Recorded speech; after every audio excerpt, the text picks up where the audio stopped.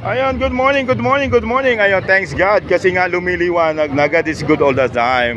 Ayun, bali andito tayo ngayon sa Sawangan Park para magkaisa din dito sa National Rally for Peace.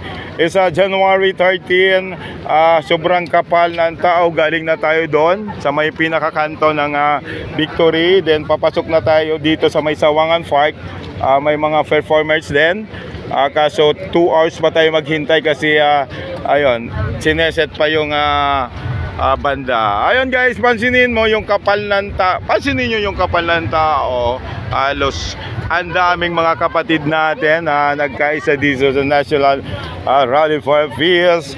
Dito tayo sa harap ng City Engineering Office. Ayun, bababa tayo kasi nga hindi tayo makakamove doon.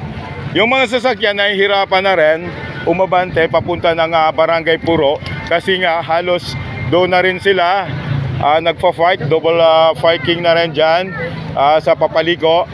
Then guys, ganito ang eksena sa ngayon. Morning, time check tayo, 6:43 pa lang ng umaga.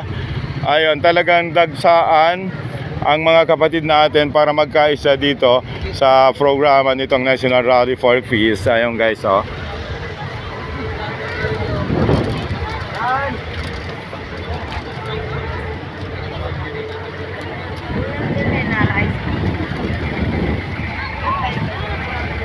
Yun muna ang update ko. Araw Ronald reporting sa ganitong umaga. Thank you so much.